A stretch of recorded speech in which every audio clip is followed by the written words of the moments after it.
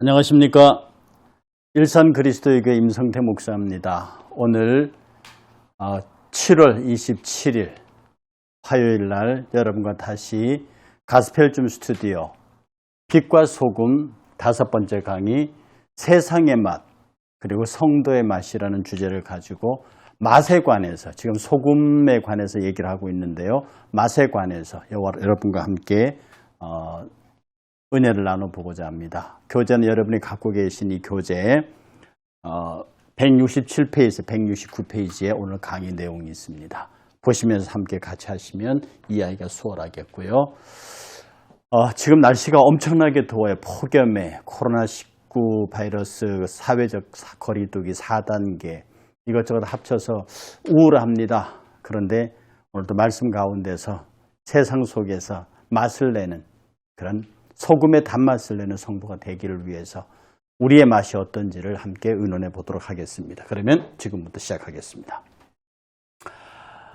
세상의 맛과 성도의 맛에 관한 얘기를 나누면서요. 먼저 세상의 맛은 세상은 그냥 맛을 잃어버린 껍질이다. 이렇게 이해하셔도 됩니다. 맛을 잃어버린 껍질이다. 그러니까 알맹이가 없이 그냥 그 형체의 모양만 있는 껍데기만 있는 거죠. 사실 맛이 없다고 하는 것은 알맹이는 있으나 마나 하다는 뜻입니다. 사과가 있어도 안에 사과 맛이 나지 않아요.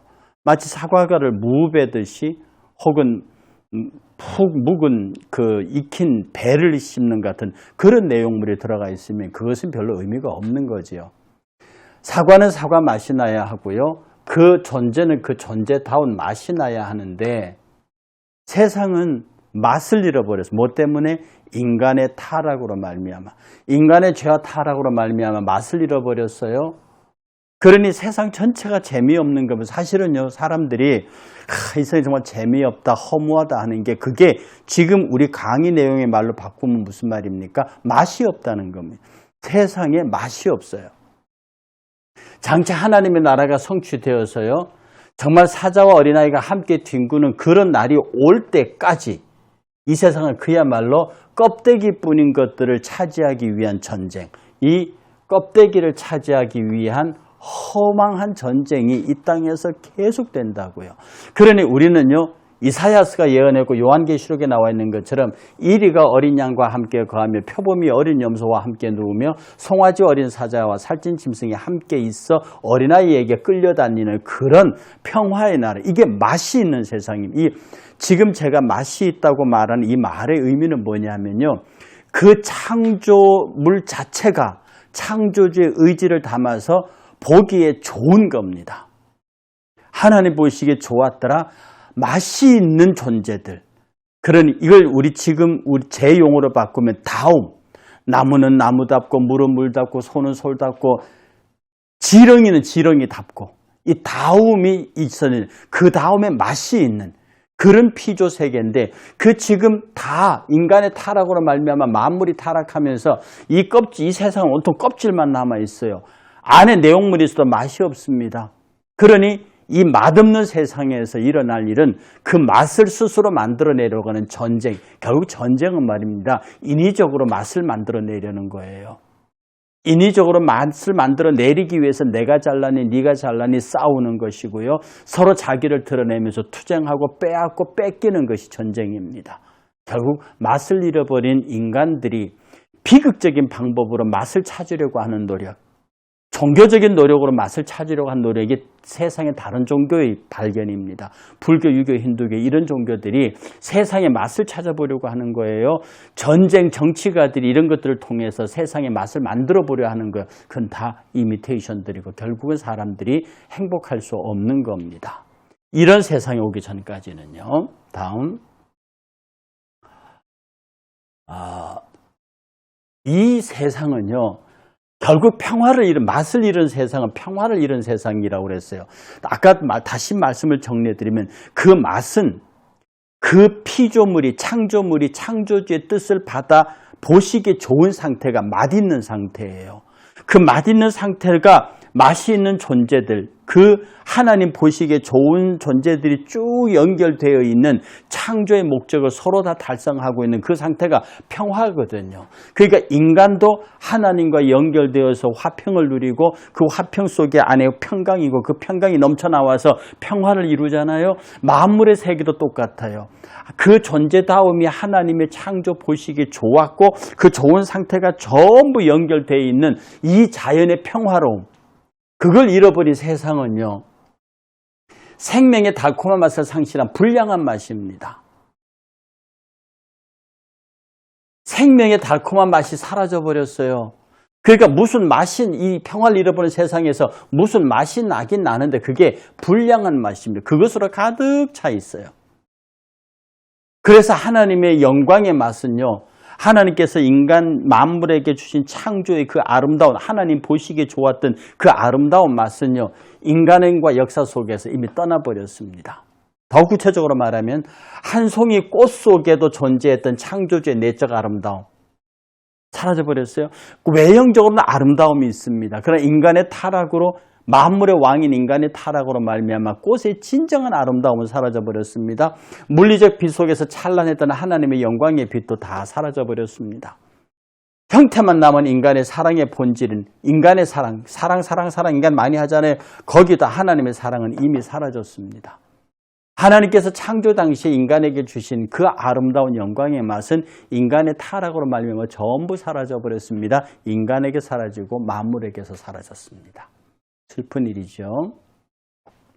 그래서 맛을 잃은 세상은 껍질뿐인 겁니다. 껍질뿐인 겁니다. 다음.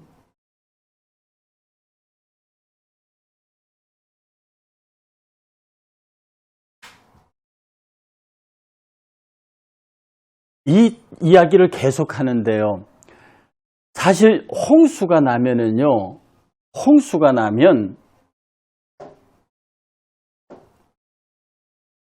나면 제일 귀중한 것이 식수입니다. 홍수가 나면 제일 귀중한 것이 식수예요. 이건 여러분들이 우리가 명심해야 할 것인데요. 홍수가 나면 식수가 제일 중요하다. 홍수가 났어요. 그런데 그런데 식수가 없어요. 이건 뭔 얘기하는 겁니까? 사방이 물천지인데 먹을 물이 없다는 뜻입니다. 홍수 나면 그렇습니다. 온 천지가 사랑의 홍수가 났어요. 사랑의 홍수가 났는데 거기에는 정말로 참사랑이 존재하지 않습니다. 이걸 지금 우리가 슬퍼하고 있는 거예요. 사랑의 홍수 속에 참사랑이 없다. 어떻게 생각하십니까? 인간의 사랑은 그럴싸해요. 숭고하게 보인다고. 그러나 본질은 정욕적입니다. 아무리 인간이 사랑을 얘기하고 인간의 음악과 시와 문학과 기타 등등에서 예술에서 사랑을 아름답다고 찬양해도 그 밑에 근본 바닥은 정욕적입니다. 인간의 성적 욕망을 어떤 형태로든지 추구하려고 하는, 외형의 껍데기는 사랑의 아름다움을 노래한다고 하지만 실상은 이 세상의 모든 남녀의 사랑의 문제나 이런 것들은 전부 인간의 본질적인 정욕과 관계되어 있습니다. 모든 소리에도 알맹이가 없고 공허함으로 가득 찹니다. 인간이 서로 축복한다는 축복의 말을 하지요. 저주의 말을 하지요. 그 역시도 효력이 없습니다.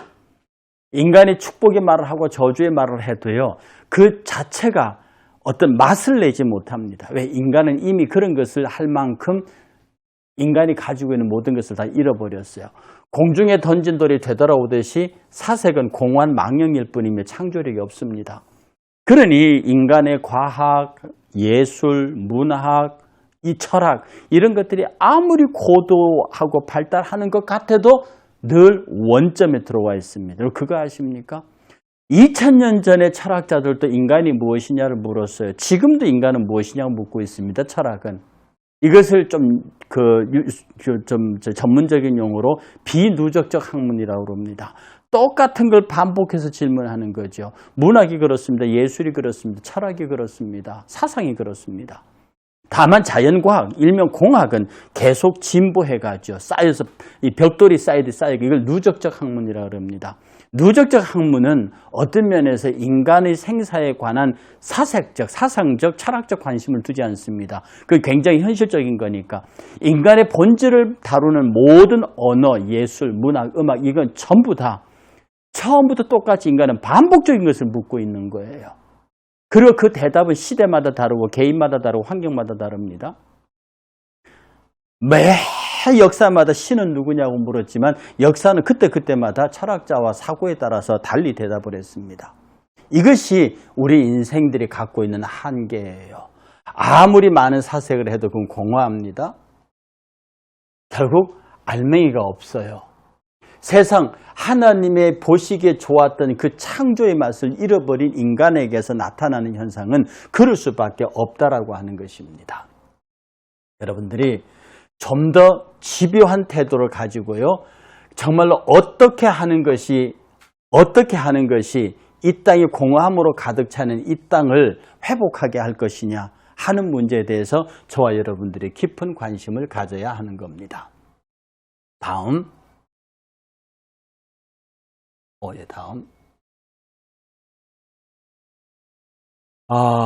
그 다음의 문제에서요. 똑같은 주제로 맛을 잃은 세상 껍질에 관한 얘기인데요. 이제 일반 종교 얘기합니다. 결국 일반 종교는 인간 욕심의 찌꺼기가 만든 우상입니다. 변질된 욕망으로 가득 차 있어요. 여러분, 제가 다른 종교를 비난할 생각이 없는데요. 구약에 보면 우상을 누가 만듭니까? 우상을 인간이 만들어요. 인간이 금과 은 이런 것들을 녹여서 우상을 만든다고요. 그리고 자기가 그 우상을 설치해요.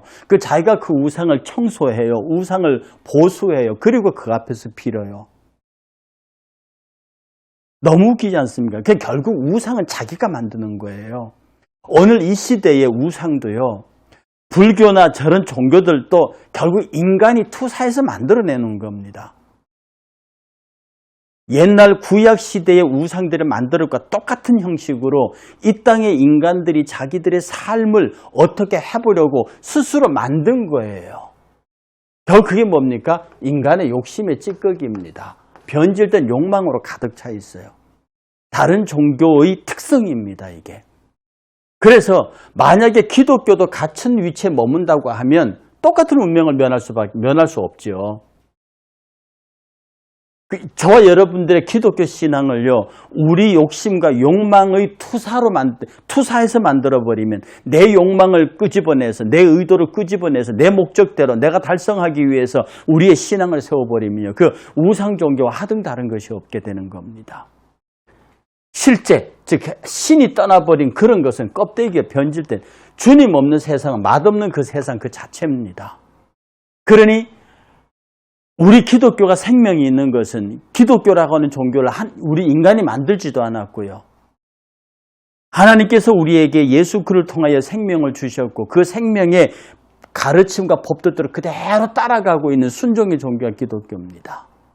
거기에 생명이 있는 거죠. 그러니 실제 그 주님이 없는 이 세상에 그 어떤 것도 전부 다 맛없는 세상이에요. 여러분들이 이 말씀을 이해했으면 참 좋겠습니다. 그래서 있잖아요. 세상 스스로는요. 아무리 뭐라 그래도 무지해요. 무능해요. 뭐에 대해서? 생명의 맛에 대해서. 생명의 맛에 대해서 세상은 무지하고 무능합니다. 그들은 생명의 맛이 무엇인가도 모르고요. 그 생명의 맛이 갖고 있는 능력을 전혀 경험하지도 못합니다. 그냥 그들은 존재하고 있을 뿐입니다. 그들은 세상은요. 이 세상은 생명의 맛을 알지도 못하고 구하지도 않습니다. 성경에 그렇게 나와 있어요. 그들은 구하지도 않는다고 그랬어요. 세상 사람들이 이렇게 말합니다. 너희들은 그리스도인도 술도 안 먹고 뭐 갬블링이나 오락도 안 하고 성적 욕망도 멀리하고 무슨 재미로 사냐? 무슨 낙으로 사니? 이렇게 묻습니다. 그렇게 묻지만 세상 사람들의 낙이라고 하는 것은요. 잠깐 누리다가 많은 쾌락, 정욕의 순간적 충족, 교만과 허세가 눈 깜짝할 동안만 거짓으로 인간에게 만족을 주는 이게 세상 낙이라는 겁니다. 어떤 게 세상이 주는 낙이 영원한 게인가요? 세상이 주는 낙이 언제나 오래가는 게 있습니까? 오래라고 하는 영원한 게 없어요. 그것은. 어떤 곳에서도 영원을 약속하는 것은 세상 가운데는 없습니다. 텅 빈 가슴에 공허한 호언장담으로 가득 찬 불안한 자기도취, 잠깐 느끼는 쾌락의 촉감 등의 찰나적 부질없는 죄악의 낙, 이런 것들이 우리 보고 너희들은 무슨 낙으로 사느냐는 그 질문의 내용입니다. 유치하고 조잡하고 가치 없는 그런 것들을 자칭 세상의 낙이라고 그러면서 그렇게 말합니다. 그것은 정말로 맛없는 껍데기 세상이 우리에게 유혹하고 있는 거짓된 즐거움입니다. 그것은 인간을 결국 불행하게 할 뿐이라는 사실이죠. 그래서 세상 스스로는 무지하고 무능하다는 말을 이어서 계속해서요. 세상은 영혼을 부패시키는 독이요, 주님의 생명은 의와 평강과 사랑으로 충만하고 천국의 진수성찬을 배불리 먹는 만족한 기쁨이다. 다시 말해서 잘라서 말하면 세상은 그 자체가 낙이라고 말하는 것, 그들이 즐기겠다는 낙, 그리스도인은 무슨 낙으로 사느냐고 말할 때 그 낙은 자신들의 영혼을 부패시키는 그야말로 영혼의 독입니다. 죽이는 거라고요. 독이에요. 그렇지만 반대로 그리스도인의 맛, 주님의 생명은요, 의와 평강과 사랑으로 충만하고 전 천국의 진수성찬을 배불리 먹는 이 땅에서 만족한 기쁨의 상태를 바로 주님의 생명이 갖고 있는 맛의 내용입니다. 이 세상은요, 그 맛을 알 리가 없어요. 알 수도 없어요. 그러니까 우리가 예수 믿으면서 하는 모든 행동이 기이하게 보이는 거예요. 예배하는 것도 기초적으로 기이하게 보내고, 그를 위해서 시간과 자기의 달란트를 쓰는 것도, 나아가 물질을 쓰는 것도 그들은 이상하게 여깁니다. 도대체 저들이 왜 저러는가? 이 맛이 주님이 가르친 성도의 맛이고 그 성도들의 소금의 맛입니다. 세상에게는 이런 맛이 없습니다. 세상이 내는 맛은 순간적이고 찰나적이라서 지금 당장 무엇인가 느껴지는 같은 감각적인 것이 있지만 순간적으로 지나가는 것이고, 자고 깨고 나면 아무것도 남는 것이 없는, 그래 더 허무해지고 더 지치고 더 심약해지는 그런 상태인 반면에, 그러니까 결국은 독이에요. 주님의 생명, 곧 주님의 맛은 우리로 하여금 살아야 할 이유와 가치와 존재의 존엄을 설명하고요. 우리가 얼마나 귀한지를 알려주는 겁니다. 그러니 이 맛은 세상은 알 수가 없는 거예요. 그러니 예수 믿는 우리가 그들에게는 신기하게 보일 뿐입니다. 좀 더 말하면 똑똑한 사람들이 어리석게 보이고요. 한 종교에 집중해 있는 사람들은 왜 니네 종교에만 그런 게 있느냐라고 우리를 불편해야 합니다. 이것이 로마서에 나와 있는 사도 바울의 이야기이기도 합니다. 다음.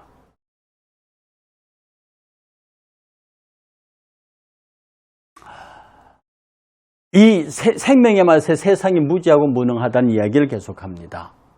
세상은요, 이 맛을 알고 구하는 사람이 복이 있습니다.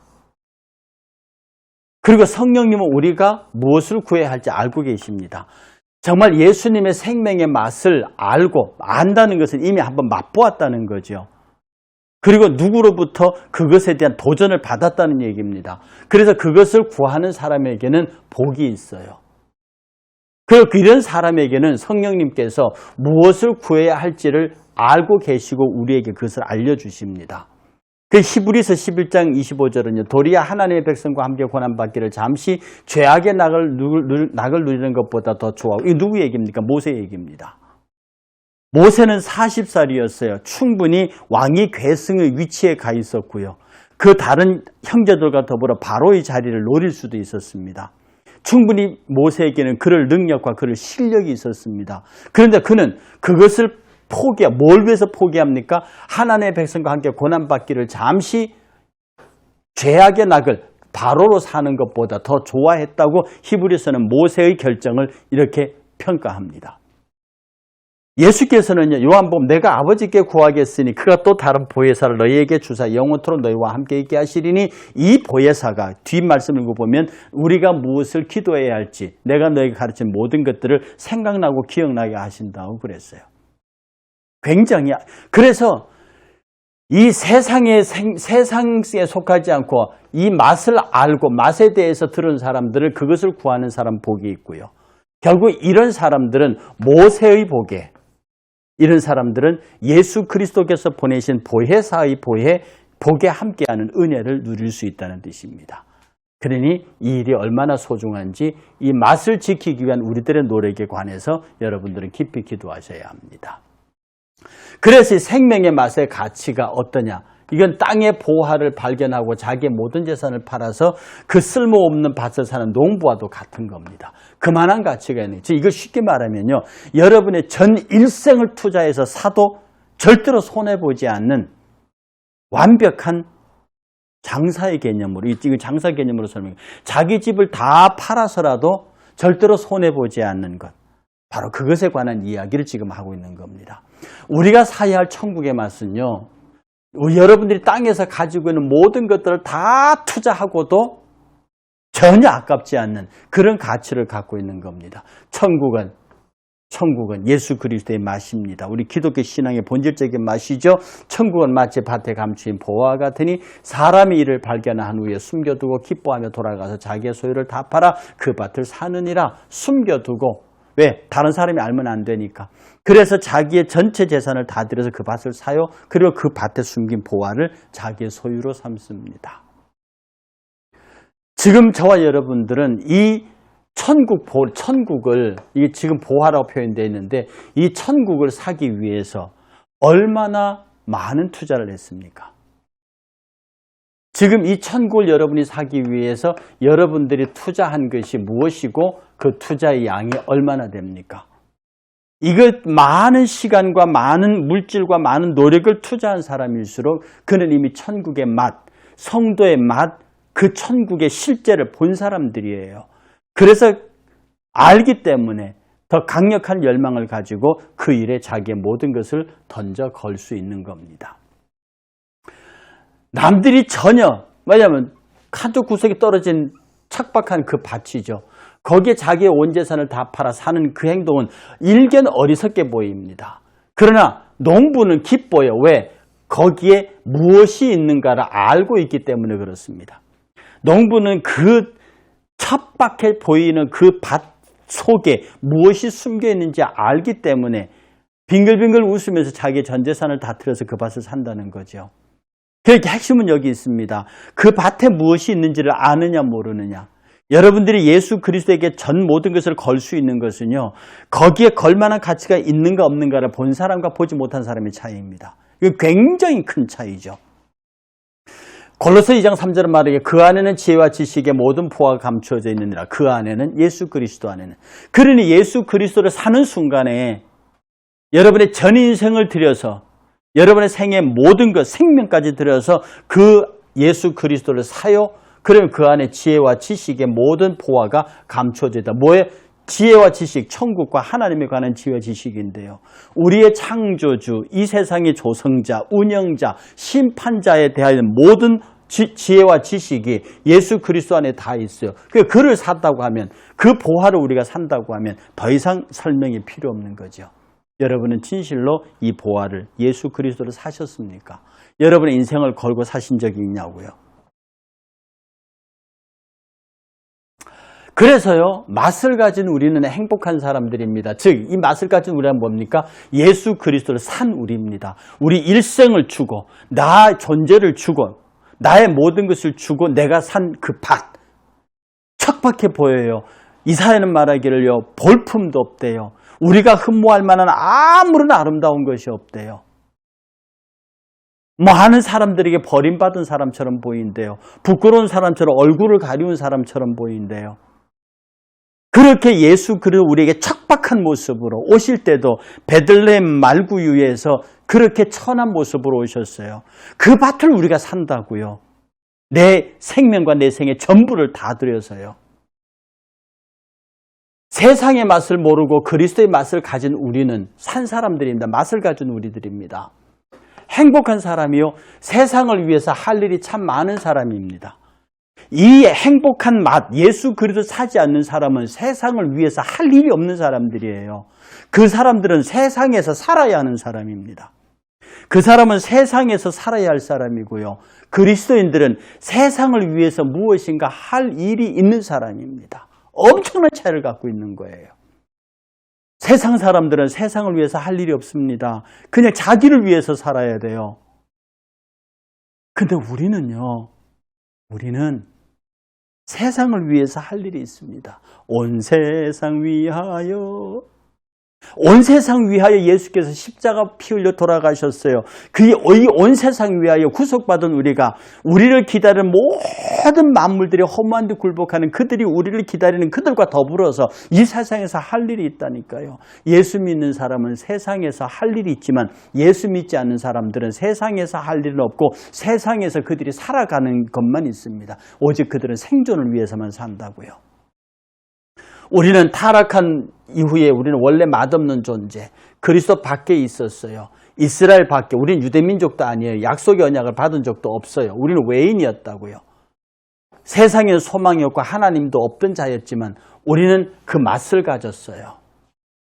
에베소서 2장 12절이 방금 했던 말씀을 그대로 정리해 주는 말씀입니다. 너희는 그리스도 밖에 있었고 이스라엘 나라 밖에 사람이라. 약속의 언약, 우리는 구약받은 사람들이 아니에요. 외인입니다. 세상에서는 소망이 없었죠. 하나님도 없는 자. 그런 우리가 밭을 샀어요. 우리의 전생애를 다 들고 그렇게 척박해 보이는 볼품없는, 흠모할 만한 아무것도 없는 그 예수 그리스도의 밭을 우리가 샀다고요. 우리는 맛을 가진 사람들입니다. 그래서 행복한 사람이에요. 예.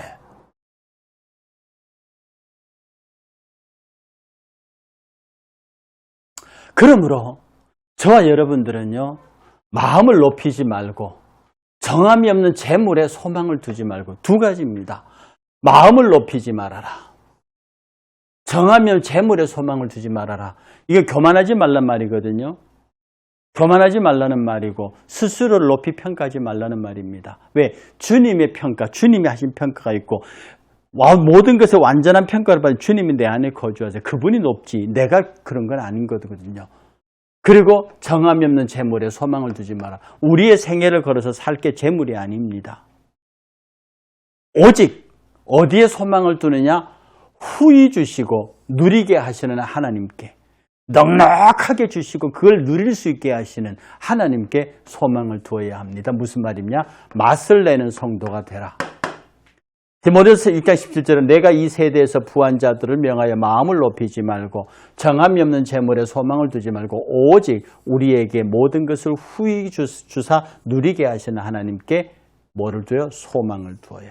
그러니 맛을 가진 우리들, 맛을 내는 우리들은요, 오직 하나님에게만 소망을 두고 이 하늘에게 소망을 둔 사람이 재물의 맛을 취하려 하면은요, 앞에서 이때까지 설명했던 그 순간적인 찰나의 쾌락은 누릴 수 있지만 영원한 것을 상실해 버립니다. 맛 없는 사람이 된다 이 말입니다. 우리가 오직 소망을 두어야 하는 것은요, 우리에게 모든 것을 후히 주시고 그것을 누리게 하시는 하나님에 대한 절대적인 신뢰를 갖는 것이라고 말할 수 있습니다. 다음,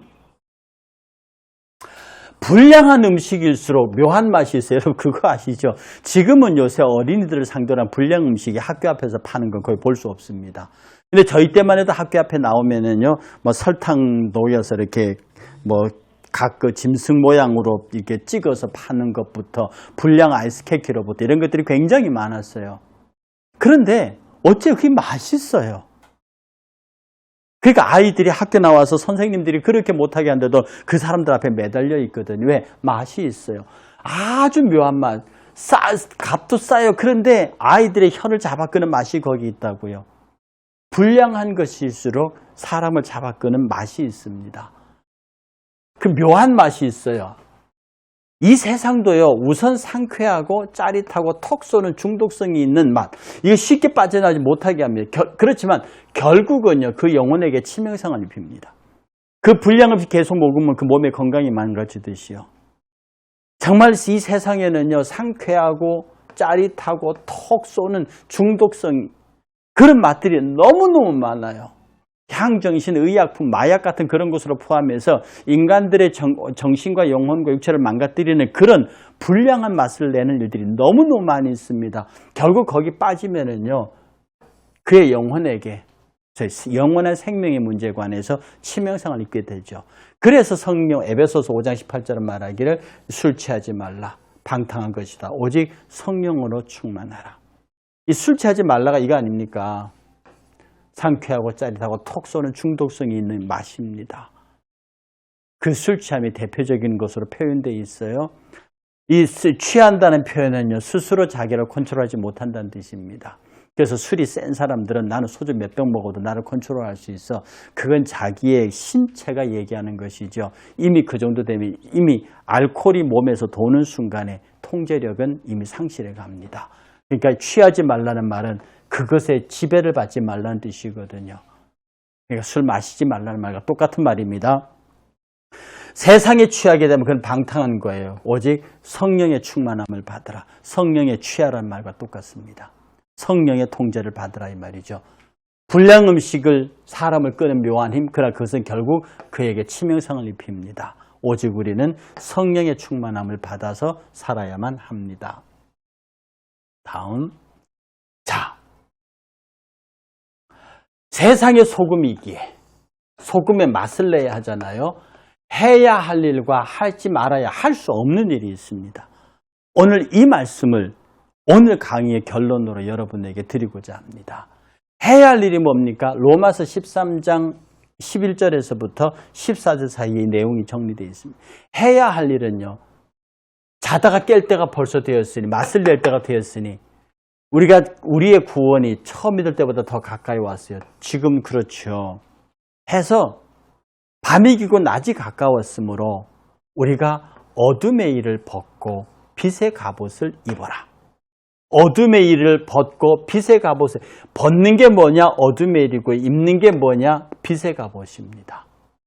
그리고 낮에와 같이 단정하게 행하고 낮에와 같이 단정하게 행하라. 여기서 세 가지를 정리해 드립니다. 뭘 하느냐면 어둠의 일을 벗는 거예요. 뭘 해야 되느냐? 빛의 갑옷을 입는 거예요. 뭘 해야 하느냐? 단정하게 행하는 거예요. 낮에와 같이. 우리 생명의 맛을 내려고 하는 사람들이 첫 번째 해야 될 것이 어둠의 일을 벗는 겁니다. 어둠의 일이 뭐겠어요? 죄악. 하나님 싫어하시는 것, 하나님이 하지 말라 하시는 것, 소위 우리가 말하는 죄. 불신의 죄로부터 아주 작은 윤리적인 도덕적인 죄에 이르기까지 그런 어둠의 일로부터 우리가 벗어나야 해요. 그걸 벗어야 해요. 그 다음에 입어야 하는데 빛의 갑옷을 입어야, 갑옷을 입어야 돼요. 이 갑옷은, 다시 말씀해, 갑옷은 공격 무기가 아닙니다. 나를 지키는 무기입니다. 너희는 서서 진리의 띠를 띠고 의의 흉배를 붙이고 평안으로 복음으로 예비된 신을 신고 구원의 투구를 쓰고 믿음의 강패를 들고 성령의 검을 들고, 이 성령의 검은 성령께서 우리를 싸우시는 검입니다. 이것은 내 공격 무기가 아니라 성령의 무기입니다. 성령의 검, 말씀을 내가 들고 이렇게 완전한 빛의 갑옷을 우리는 입고 있어야 합니다.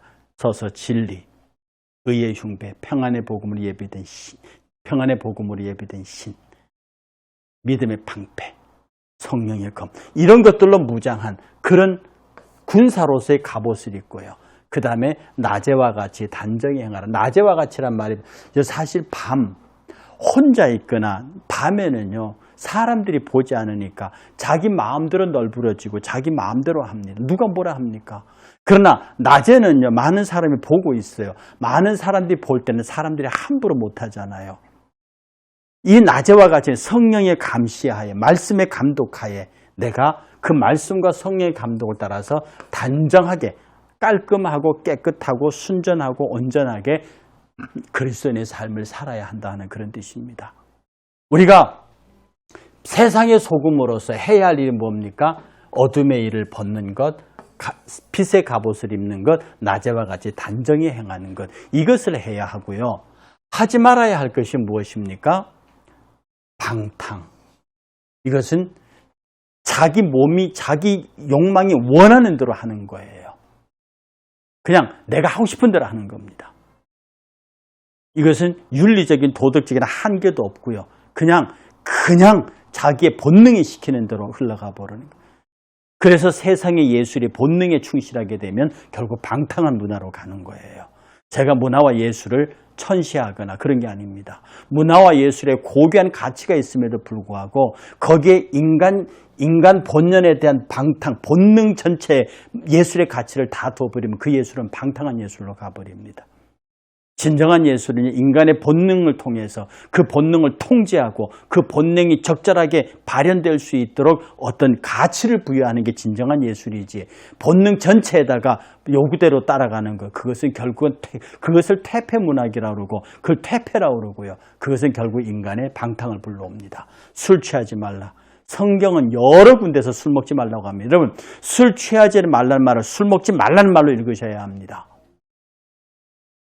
음란하거나 말할 필요 없는 거죠. 음란과 호색이 따로 구분되어 있습니다. 이것은 각각의 지향점은 같지만 스타일이, 방법이 다른 거예요.